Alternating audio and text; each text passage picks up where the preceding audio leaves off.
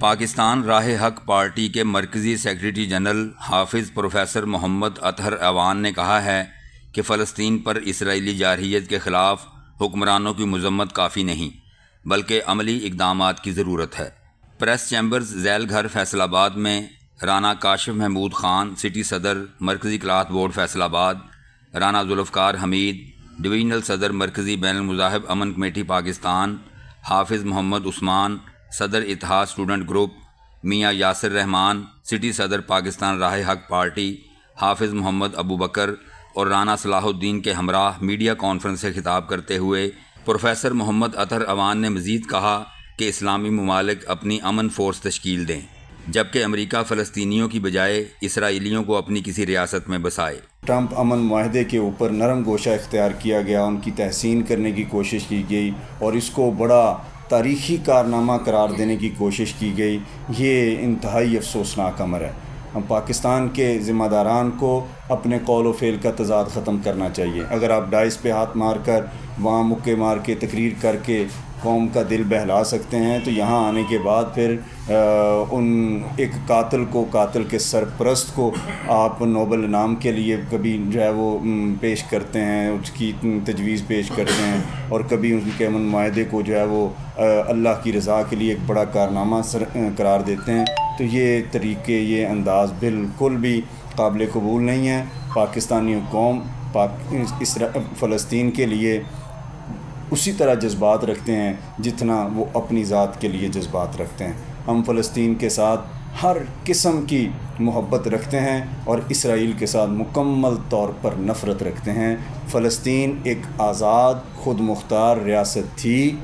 فلسطین ایک آزاد اور خود مختار ریاست کا اس کا حق ہے، اور فلسطین کو آزاد خود مختار ریاست کا حق ملنا چاہیے۔ اسرائیل نہ کوئی ریاست تھی، نہ اسرائیل کا کوئی ریاستی وجود قابل قبول ہے، اور نہ ہی اسرائیل کو ایک ریاست کے طور پر فلسطین کے اندر کسی قسم کا کوئی حق دینے کی کوشش کرنی چاہیے۔ پاکستان راہ حق پارٹی فلسطینیوں کے ساتھ بھرپور اظہار یکجہتی کرتی ہے، اور آج قافلے کو روکا گیا۔ میں چاہتا ہوں کہ اس قافلے کے لیے گورنمنٹ کی طرف سے کوئی باقاعدہ بندوبست کیا جائے تاکہ ہم میں سے ہر شہری جو ہے وہ ان کی مدد کو پہنچیں اور پہنچ کر جو ہے وہ اپنے بھائیوں کے ساتھ عملی طور پر اظہار یکجہتی کر سکے۔ محمد اطہر اعوان نے کہا کہ یہود و نصارہ اپنے مفادات پر اکٹھے ہو سکتے ہیں تو اسلامی ممالک کیوں نہیں۔ انہوں نے امت مسلمہ پر زور دیا کہ فلسطینیوں کی حمایت میں اٹھ کھڑے ہوں۔ مسلم امہ اپنا معاشی، دفاعی اور سیاسی یونٹ جو ہے اس سے محروم ہو چکی ہے۔ ہماری یونٹی ختم ہو گئی، ہمارا اپنا سسٹم نہیں ہے، ہماری اپنی معیشت نہیں ہے، ہمارا اپنا دفاع نہیں ہے۔ اب خوش قسمتی سے ایک چانس بنا ہے۔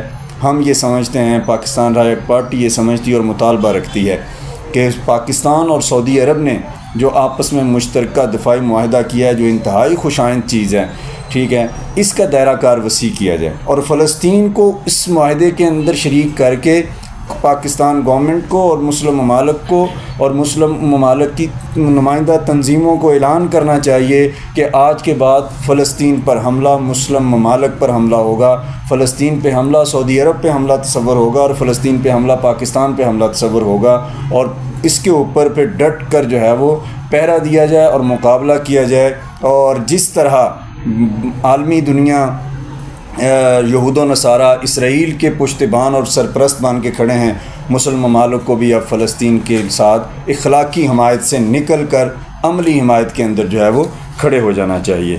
پروفیسر محمد اطہر اعوان کا مزید کہنا تھا کہ مسئلہ فلسطین صرف مسلمانوں کا ایشو نہیں بلکہ انسانیت کا ایک مقدمہ بن چکا ہے جس کا فوری حل وقت کی ضرورت ہے۔